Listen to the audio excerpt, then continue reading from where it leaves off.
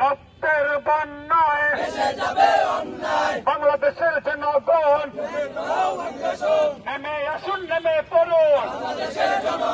বাংলাদেশের জনগণ, বাংলাদেশের জনগণ, মুন্সিগঞ্জের জনগণ, এটা দেশে হামলা কেন?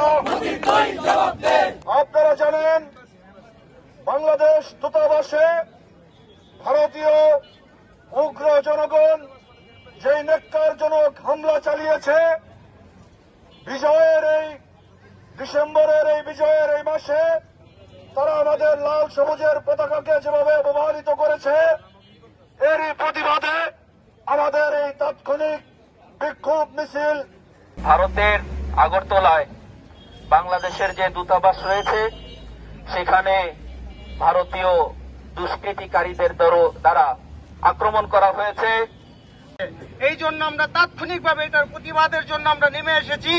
আমি ভারতকে সতর্ক করে দিতে চাই, ভারতকে মনে করিয়ে দিতে চাই যে এই ভারত উপমহাদেশে যখন সেই ব্রিটিশ বেনিয়ারা তারা এখানে দৃষ্টিপাত করেছিল, ভারত উপমহাদেশের মুসলমানরা তাদেরকে এখান থেকে পিটিয়ে খেদিয়েছে।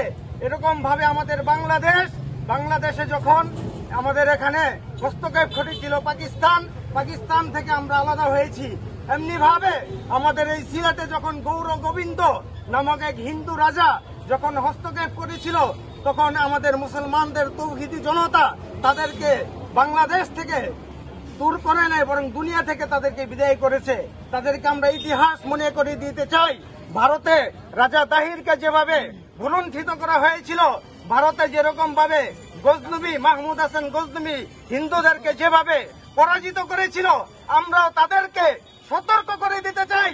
আমাদের দেশের হাই কমিশনে হামলা করা মানে হলো আমাদের দেশের ব্যাপারে তারা হস্তক্ষেপ করেছে, আমাদের পতাকা যারা হাত লাগিয়েছে আমরা তাদেরকে সতর্ক করতে চাই।